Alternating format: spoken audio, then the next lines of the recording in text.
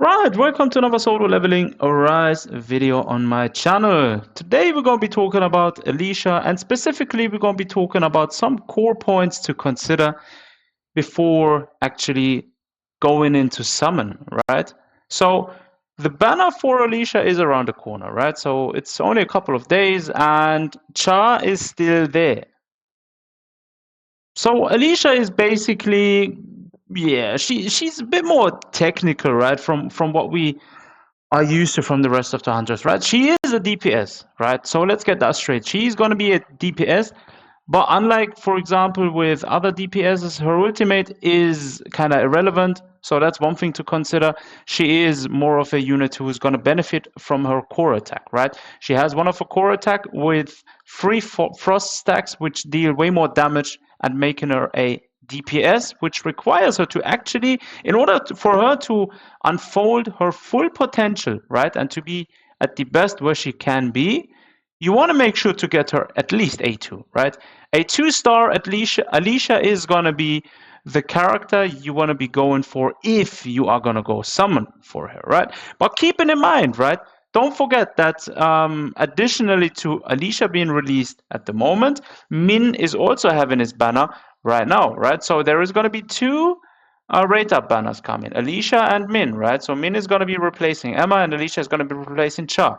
So the thing is, there is one thing you go ask yourself first: who do you want to go for? Are you going to go for Alicia purely because you want to have a war DPS, or do you want to go for Min because he is currently the best support unit in the game and he's literally the best support unit for any DPS character right now, right? So those are a few things to consider. And also, Thomas Andre is coming soon, so I would actually suggest even to go and save up for him also, right? So those are a few core points to consider upfront before actually asking yourself or thinking about actually summoning for her, right? So the thing about her kit has been sort of revealed, right? There is some unofficial gameplay also out yet.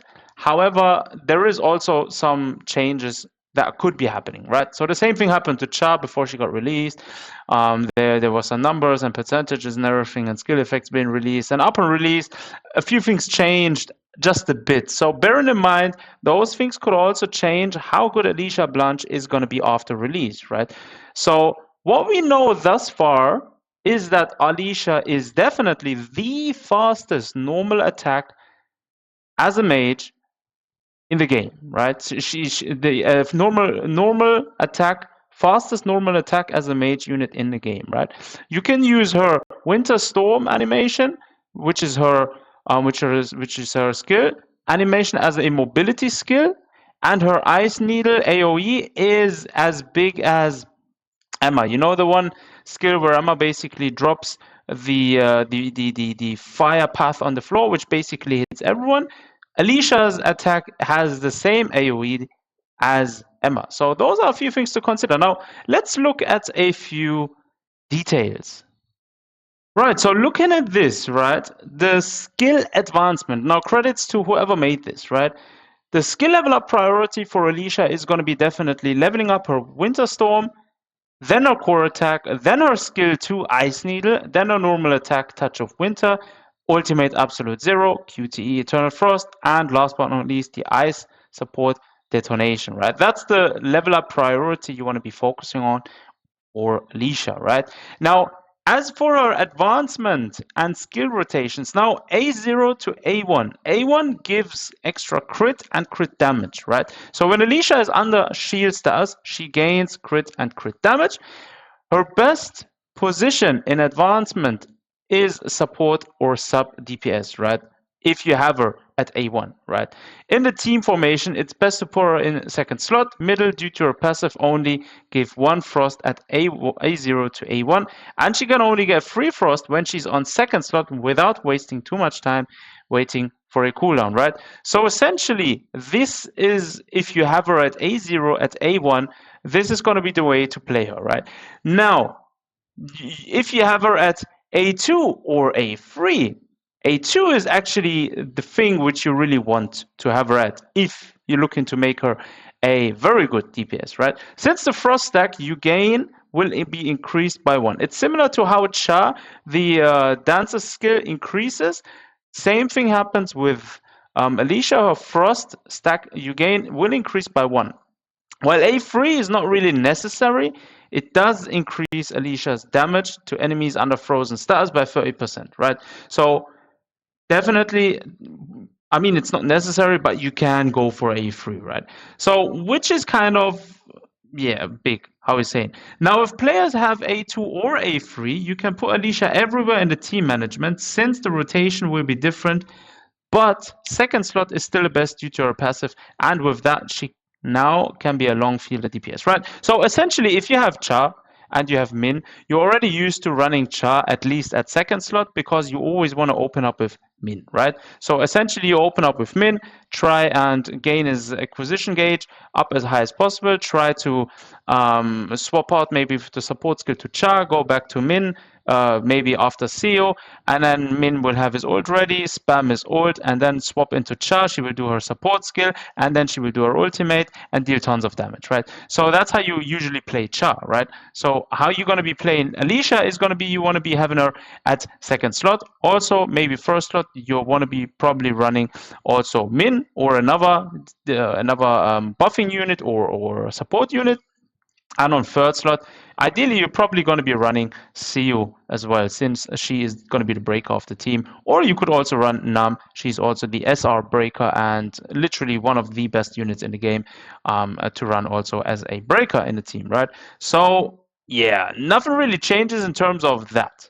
However, right, bearing in mind, she is going to be a water DPS character, right? Since we only have currently Siu as our water, let's say DPS unit, yeah, it's going to be something a lot of people probably desire to summon for, right? Because I mean, Cerberus is one thing everyone literally struggles with. Like this boss is hard to beat. I'm currently at tier 8 and struggling. I'm really struggling with that character, even though I have A5 Cha, and I'm only struggling because I'm lacking good artifacts currently.